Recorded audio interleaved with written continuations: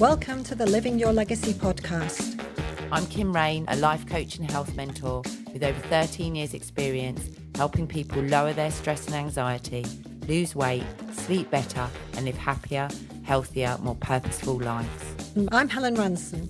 I've worked for 20 years as a self-employed psychotherapist and coach, helping clients of all ages and backgrounds who've experienced emotional issues, phobias and personal traumas. The Living Your Legacy podcast is a quest to create amazing life stories, hang out in the moment and live a life full of joy. Living Your Legacy is a podcast for anyone who wants to get off the sidelines and create the legacy they want to leave behind today. Hello everyone, welcome to this episode of the Living Your Legacy podcast. It's great to have you with us. We hope you'll enjoy our chat today.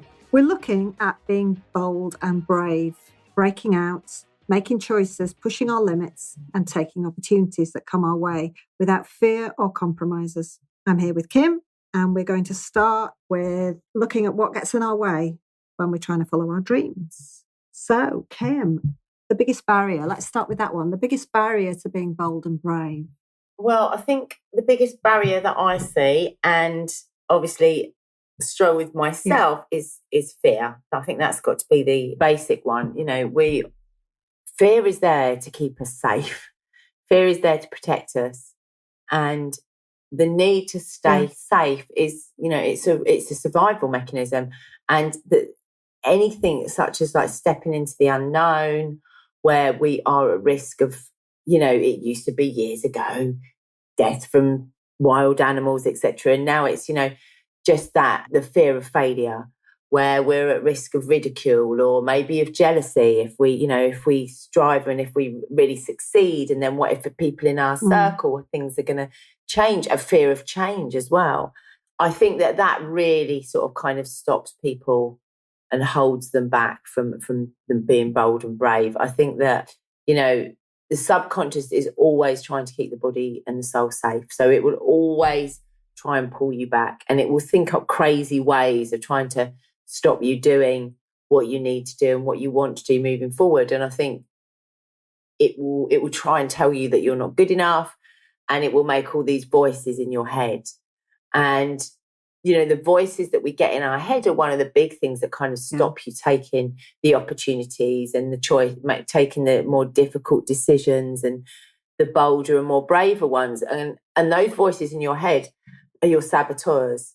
And, you know, your saboteur, again, is there for your protection, but it will absolutely get at you. It will create distractions from who you are. It will shrivel up your fortitude. It will stop you saying what you really want to say. It will stop you working on what's important and what matters.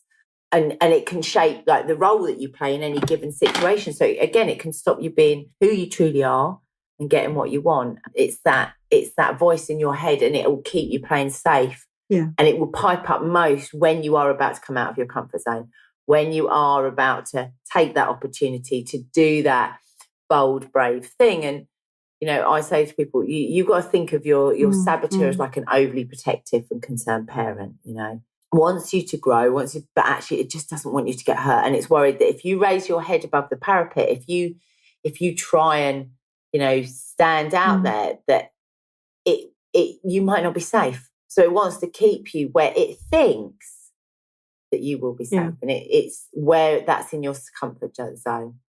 You know, away from judgment and where things never grow. Not much grows in your comfort zone, you know. And just like with our values, quite often our beliefs and that saboteur's voice, they aren't even our own. They're handed down from generation to generation, and they're there to protect us. You know, they're not bad, but it is that voice in your head that tells you you're not good enough. What if this doesn't work? What if someone laughs at you? There's a conversation for another time. It is, and we all have it.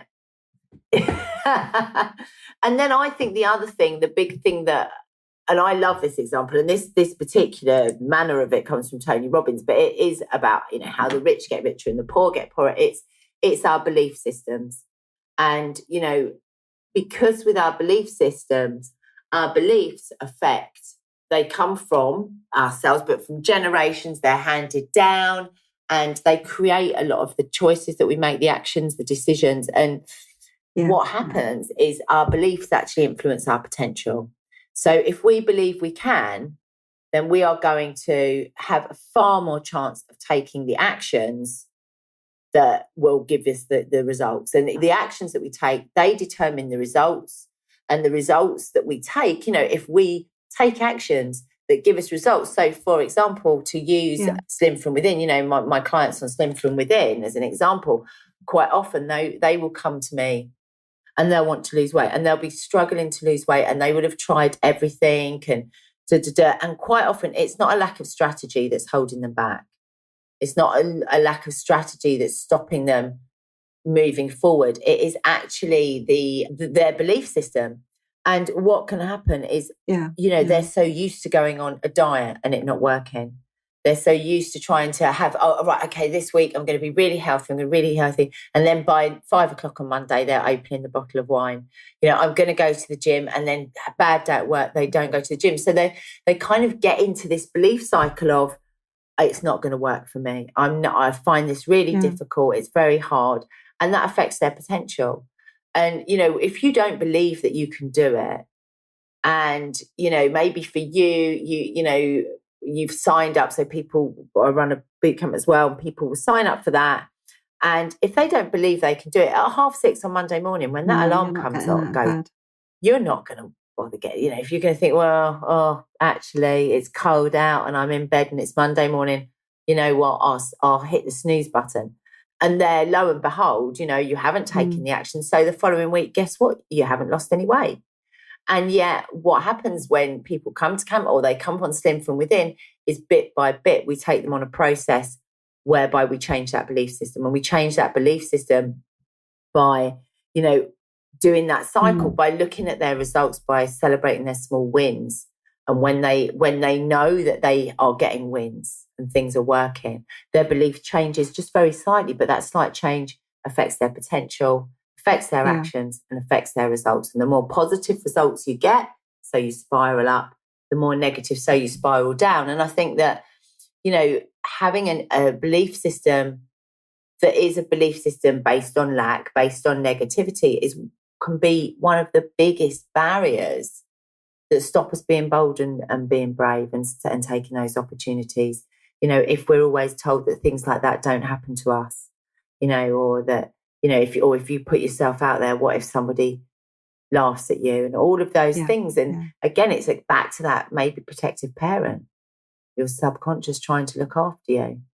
I think that's sort of some of the main ones for me, really. It's all in the head as usual.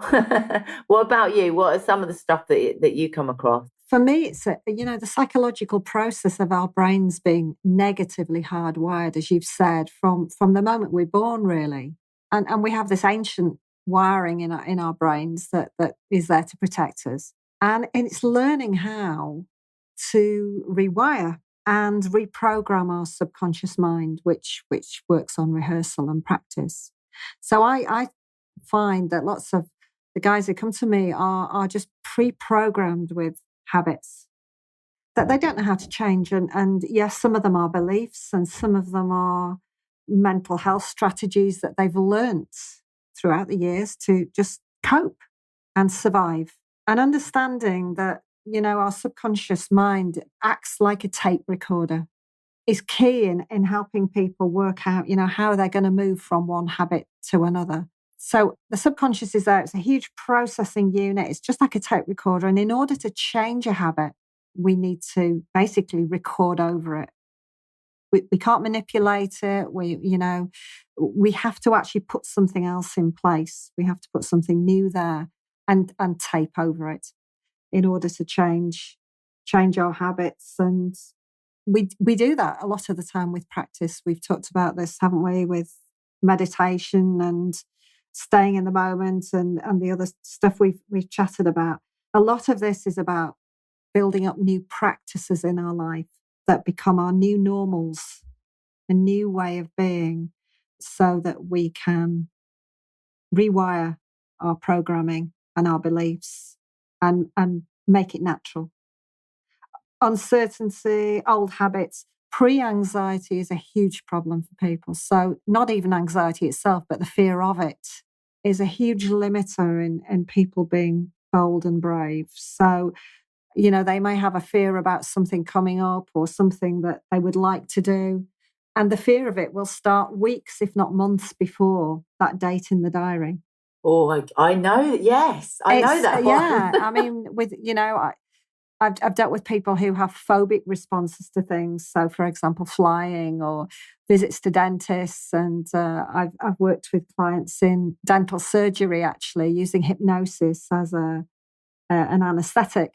And you see these patterns in people that actually, when they get to the thing itself, the fear can often dissipate quite quickly. We can deal with it in the moment. But it's that pre-anxiety, that build-up of anticipation that is very hard to deal with. And that's part of this programming in the subconscious, that we need to tape over and put new habits in place leading up, so that as soon as you book that flight in October, you don't start worrying about it now. And we bring that timeline forward all the time so that the worry is very small. We close the gap on the stress and anxiety for that event. And it's very limiting. It makes people very fearful. Yeah, I think that's one of the biggest things. The fear of the fear for people is hugely limiting when they want to go out there and live their dreams and fulfill their potential. It holds us back. Yeah, I think I've got a fear of overwhelm. Yeah, So like what you've just said. So if I think of booking something, or I think, but that'll be too much for me. That'll be too much. And I haven't even got there yet. And already I'm sort of talking myself out of it. And likewise, I've got a fear of loss. That's one of my sort of core threads running through me into my subconscious, that losing things, losing people. Obviously, that linked to bereavement recently in my life. I've lost 4 key people in my life over the last 4 or 5 years, which is impacted greatly. And my subconscious hasn't had chance to resolve itself. It's been grief upon grief upon grief. And particularly with my father, who had dementia. I think when you're dealing with anybody with that sort of mental health condition as well, the grieving goes on for a long, long time. And the imprint you're making on your subconscious and your ability to develop positive habits is very limited because it's constant in your life. Yeah.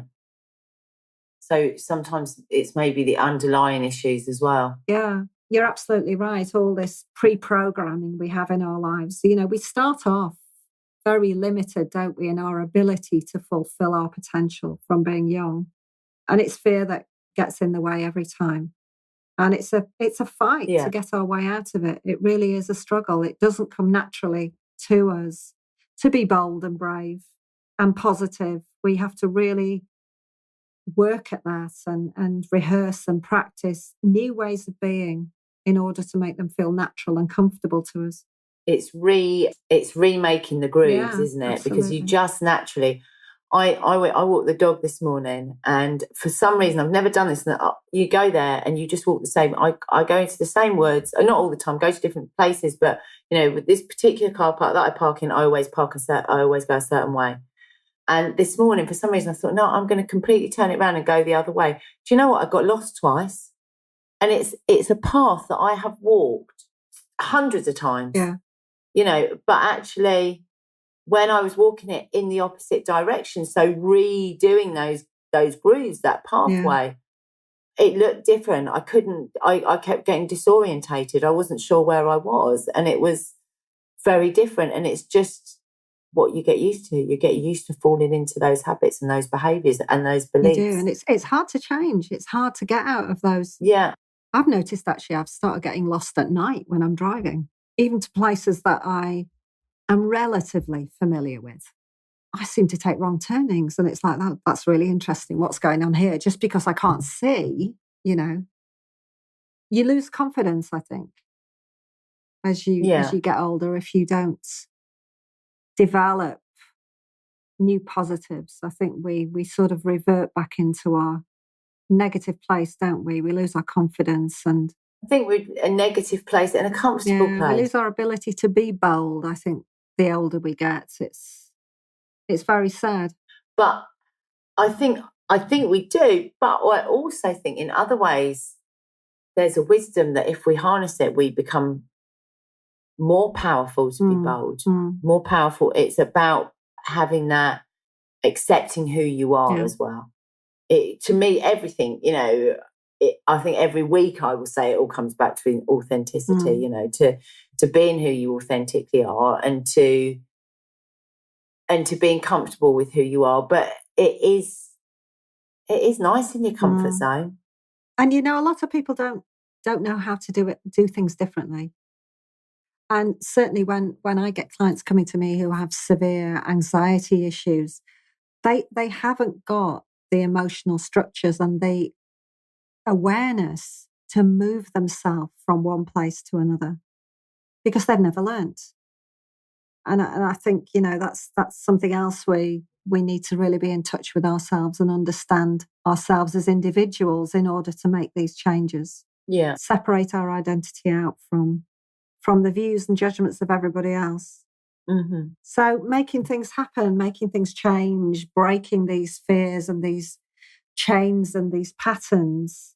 One thing I've noticed is that we're very reluctant to ask for help and get support. So I don't know about you, but I get people who are at the extreme end of their coping mechanisms. They've lost the ability to function sometimes and they're really in a bad place. And we're very reluctant, aren't we, to ask for support and help early enough to make a difference. We wait and wait. And quite often we're so busy giving it. Yeah. Giving it, and then not asking for... Putting ourselves at the bottom of the pile, probably. And Oh, absolutely. And so then actually, if you are always putting yourself at the bottom of the pile, where do you get the energy to be bold and brave? Exactly. Where do you get the energy to be bold and brave if you're not asking for help and you're always putting yourself last? It takes you to be bold and brave. It takes energy, and if you are coming from a place, the most energy you need is for that initial lift off. If you're getting up from the sofa, the time you need the most energy is when you push yourself up and you come up. Once you're up and walking, it's quite easy. It's that initial get up and go. It's that initial get up and go from getting out of bed. And I think that's with when it comes to taking these opportunities, it's that initial first boost of energy that you need. And if you're everybody else is taking your energy, which we talk about a lot, then where is that energy for you to do that? I think that, and the other thing that I think for me is to make things happen is one of the things that I work through with clients is actually getting them to look at their fears, getting them to face their fears, their saboteurs, and understand who they are and what they're doing there. And, just get used to them and understand, are they even your own demons? Are they even your own beliefs or values? But what are these fears and what are they trying to tell you? And quite often fear hides in the dark. It hides and it therefore has power, like anything that hides. Whereas if you get it out in the open and have a look at it, you can dissipate. That's the word, yeah. Yeah, that's the word. It's power. So one of the things that I work with my clients to do is I'm like, I want you to get to know your saboteur. I want you to start talking to that voice in your head and start talking back to it and just letting it know, I see you. I see what you're doing there. I know you're trying to tell me that everybody's going to laugh at me and everybody's going to judge me. But you know what? Maybe that has happened in the past, but I can take it from here. Yeah. And thank you for being there. Thank you for looking out for me, because remember, that voice in your head is not the enemy for some crazy reason. And sometimes it's subconscious, I come across things and I'm like, where's the logic behind that? But these stories that our unconscious selves make up to protect us. And actually, now what will happen is as you edge closer to your comfort zone, what you really need to know is the closer you get to your comfort zone and at the point where you're about to break out and take that opportunity and be brave and be bold, and you've been doing all the planning and you've been doing all the talking and you're really excited about it and everyone's on side, that's when your saboteur is going to freak out and it's going to go into overdrive. It's going to start, you're going to hear that voice in your head. And like I say, maybe it's a voice, maybe it's a feeling. Maybe you can identify that voice. Maybe it's not even your voice. You know, quite often come up parents, siblings, teachers, friends, you know, quite often from early years, because that's when things are really, really ingrained. But, you know, even later on as we go through life. And the more we face those fears, the more we can empower ourselves and take control of them. And let's face it, life is made up of trauma, isn't it? We sort of go from one thing to another. I mean, if you look back over your life, and we all go through things. I've been through divorce, work issues, relationship issues, bereavement, as I've said. We all go through these stages in our life when we have to find a way of bouncing back. And our confidence is dented. It really is. Unless we have support and unless we handle things in absolutely the right way, what we can end up doing is reinforcing our bad habits instead of moving through them. And feeding our fears. Absolutely. And actually, reinforcing our limitations from these past traumas. And it's, we all have them. We can't move away from life. Life's a roller coaster, isn't it? We move from one bit of bumpy road to another, and that's okay. That's when we're learning and that's when we're growing. But the thing is not to take the bumps along with you, is to be able to work through them and deal with them and leave them behind so that, we face each day with a new pair of eyes. And you can be bold and you can be brave. But there are also times, I've just been speaking to a client actually who was like, I'm not getting on and I'm not, and this is a very bold and brave lady actually. And she's like, why isn't this happening? And why am I? She's drinking Coke and she's not going to the gym, and she's always been a real gym bunny and all these things she's doing. And when we broke it down, this lady's launched a new business, had a divorce, met a new partner, and there's so much going on. And it's like, you know what? Right now is not the time that you need to be bold and brave. Yeah. Right now is the time you need to just accept and you've kind of been through the storm. You've come out of the other side, and then you want to come out and you want to be, I've got to go. And actually being bold and brave sometimes is the hardest thing to do. And maybe right now you don't need to be bold and brave all the time. It's really a thing about taking it at your own pace, and that's everything in moderation. Yeah. And I can have clients come on, and again, they will be, I think of another lady came on with, talking about her marriage and her thoughts around that and wanting to make decisions about that. But actually, when we start the coaching process, we need to find out who she is first. And we need to make her strong so that she can then go on to be bold and brave. But when you are not strong, or you are holding on to strength with every last bit of your energy, and it's taking everything out of you, then being bold and brave right now is not the right thing for you to do in big terms. So a lot of it's really about going back to noticing skills, isn't it, and listening to yourself and being in touch with the inner you, really, so that I think as well, though, on a bigger scale, it's knowing what you want to be bold and brave about. There's different levels of being bold and brave, isn't there? There's the levels of having conversations with people. There's the levels of, making changes in relationships, maybe making changes in careers. Maybe it's just accepting something about yourself or letting something go about yourself. It really depends on what you need to be bold and brave about at any given time. I have this thing, my sort of family laugh at me, but every year I take up a new sport.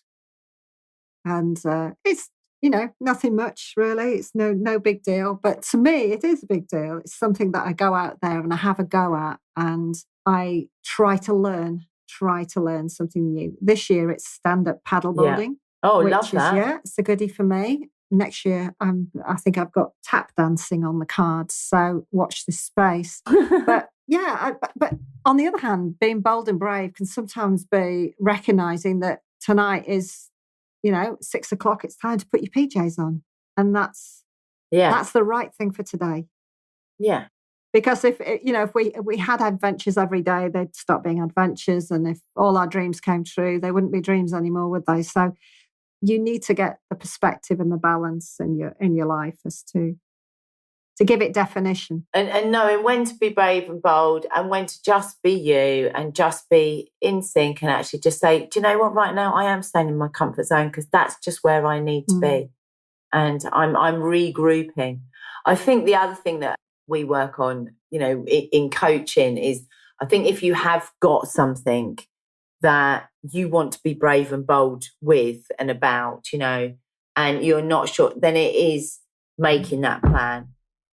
So that you can move from, the dreaming phase, the talking with your friend over coffee, or the, just mulling it over, daydreaming, into making the plan, and then into moving into action, and maybe having someone who, a coach or a friend that you can sit down and make that plan with, and come up with what you want to do and how you want it to look, and just talking it through with somebody. And once you have done the dreaming and you've got the plan and you're ready for action, then all you really need to do is sit back, stay calm, and just wait for your saboteurs to start freaking out. And because they will be like, now you're moving forward, what you're doing, oh my God, this is really scary.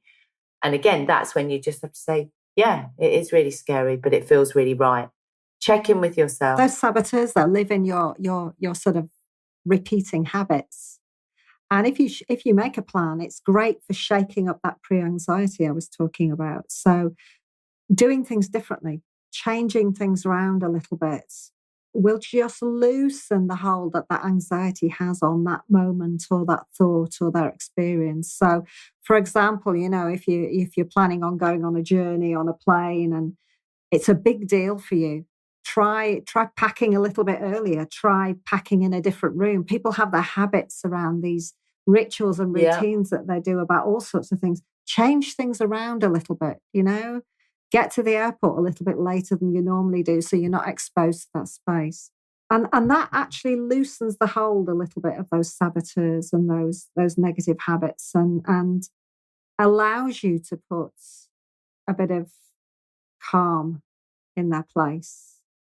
And I think, so like, to stay with the airport analogy, maybe it is, like you say, it's having that plan and just preempting what's the truth, what's most likely to happen, and what am I going to do at this point if.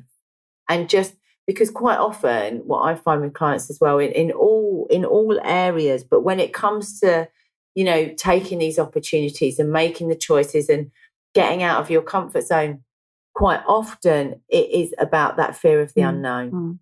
The unknown is so scary. Yeah. We all want to know what's going to happen, and yet we don't. But if we can think, okay, what could happen? What can I control? What can be the plan in this situation? Then having even that little bit of control, feeling that little bit more in control, can really help. I think that's quite important. And I think the other thing is, when it comes to making things happen, is choosing your cheerleading squad, choosing the people that you surround yourself with. If you're surrounded by people who are going to be looking on the negative, trying to bring you down. I mean, remember, the reality is people do not want you to change. They might say they want you to change, and they may be very, very much in your stage, but you're shifting the balance, you're shifting the energy, and it's going to have a knock-on effect on them. And so you might start to notice that certain people would be more comfortable if you did stay in the same job or the same relationship or you didn't take those risks. So building your cheerleading squad is really important as well, I think. So if we were to sort of if we could go back in time and give our 16-year-old selves a bit of advice, what would you say to Kim? What would you say to her? 3 pieces of advice you could give to her about being bold and brave. I think the first thing for me, if I look back, I used to be really, really against looking at my past. I didn't really want to admit who I used to be. And I think that's because I've changed so much. So my first bit of advice would be, actually, anything's possible.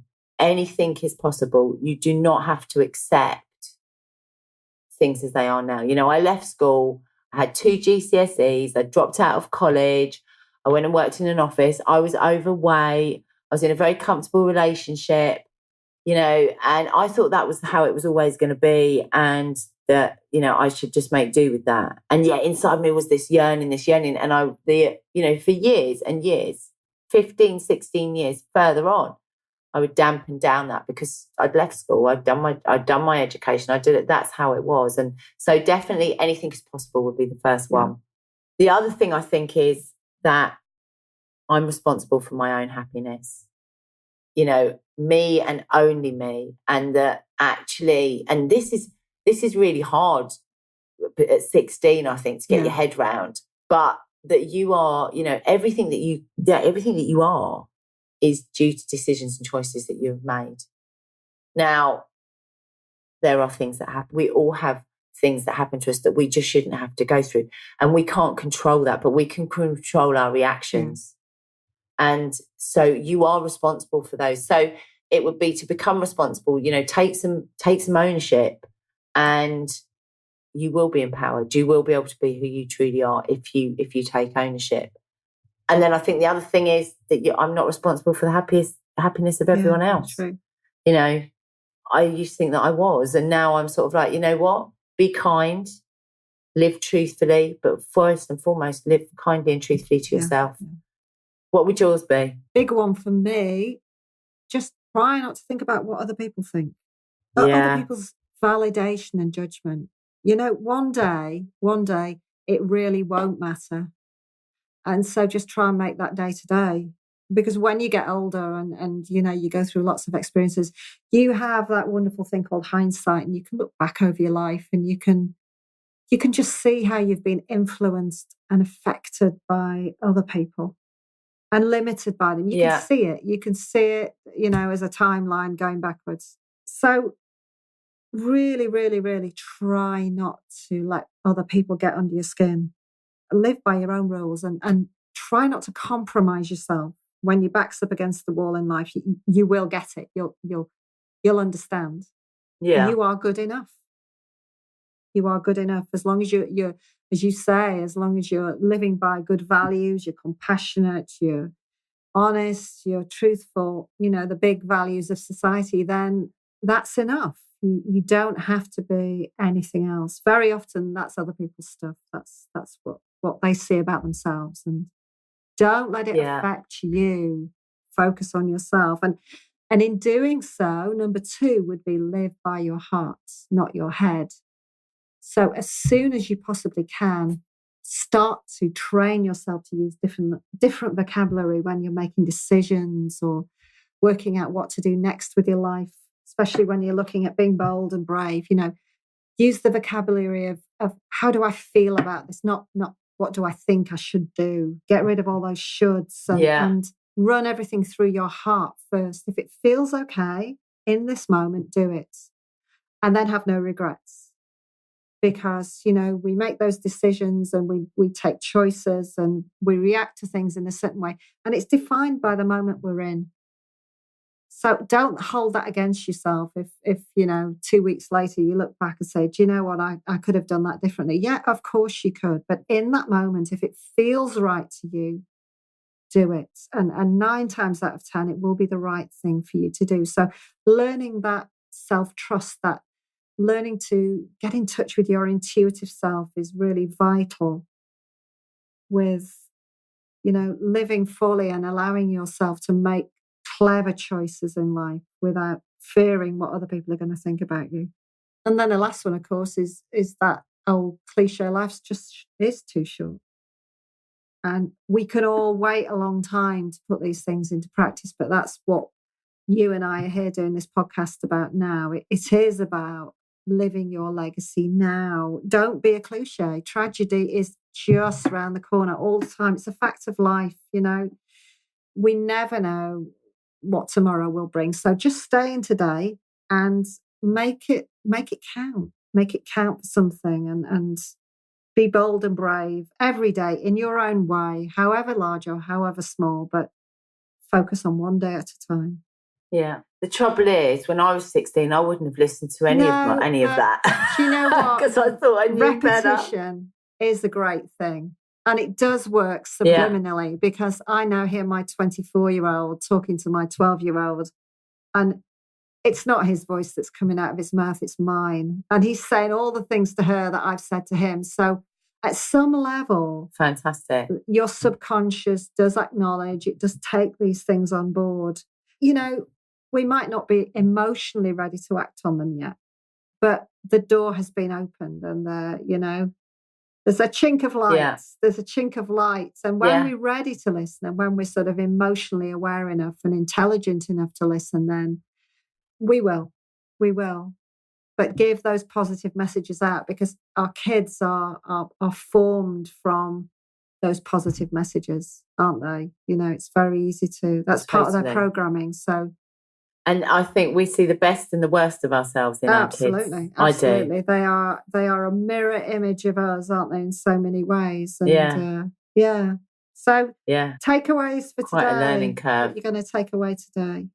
So I think for me, it is, remember, whatever you water grows. Okay. So, you know, your saboteurs are often your fears. Or even worse, they're not even your own fears. They're somebody else's, a parent, a teacher, whoever. And the more attention you give them, the more you let them stay in the dark, and the more you feed those fears, the more they're going to grow. You know, they're like weeds. They will grow and they will take over.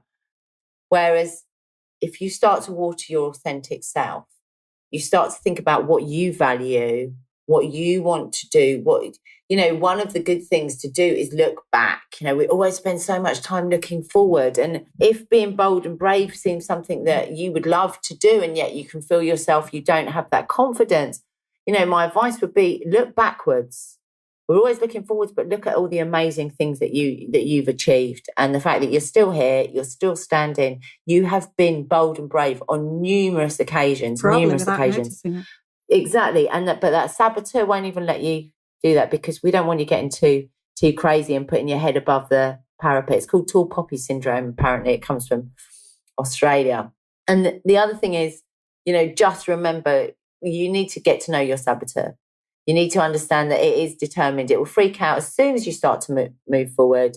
Don't judge it. Don't fight it. Just acknowledge it and what it's trying to say and what it's trying to tell you and how it's trying to protect you. And just say, it's okay. I see that. I see you. I see that. Thank you. But I'm going to take it from here. And I think we're going to be okay. And then the other thing I think that I like to use with people to kind of like get them into that thing, because the other thing is you need to take action. You need movement. You need like the energy, like I was talking about. Motion is really, really powerful. So 3 questions that I would ask yourself is, number 1, what would I do or say if I knew I couldn't fail and it wouldn't go wrong? If the one that I use for people in careers and jobs and bits stuck in life with purposes, what would you do every day for free? Every normal day, what would you do for free?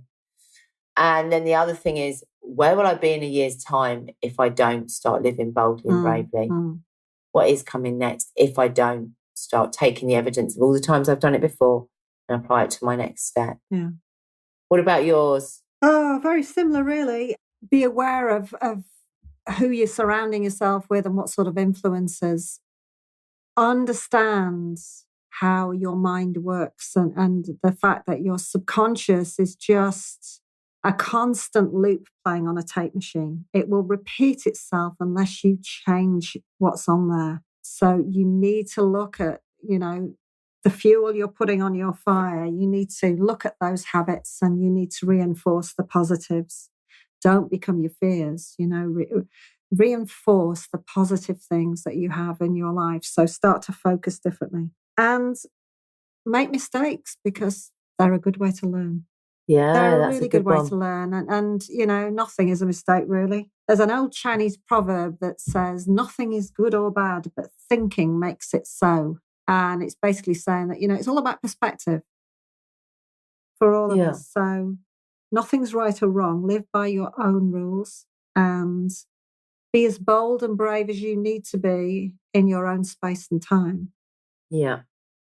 I think, awesome. I think that's it. And like I say, like you just said, it's just don't hurry it. Check into your authentic self. Because I think sometimes being bold and brave can be very scary, particularly if you know you've got to be bold and brave. You know that you're in the wrong situation or in the wrong place or having the wrong, whatever it is, the wrong relationship, job, whatever it is. And you know that in order to get out of it, you're going to have to be bold and brave. The first thing you're going to start to feel is exhausted and tired and and it's all good, you know, and it's actually think, okay, I don't have to do it right now. And we can always take baby steps. Avoid that overwhelm that, you know, that was one of your things, wasn't it? That you don't want to get into. Just take little steps towards achieving your goal. Do yourself a timeline if necessary. You know, where do I want to be in 12 months and work backwards? 9 months, 6 months, 3 months. And set yourself many goals and many targets and factor that in with your planning so that we don't build up our anxiety along the way and just overwhelm ourselves, make it too difficult. Yeah.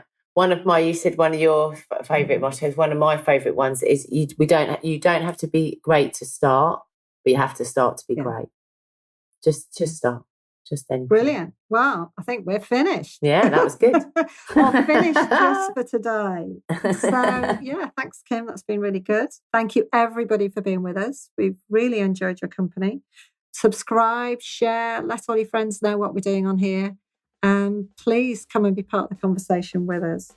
We really look forward to next time. Take care for now. Bye. Bye now.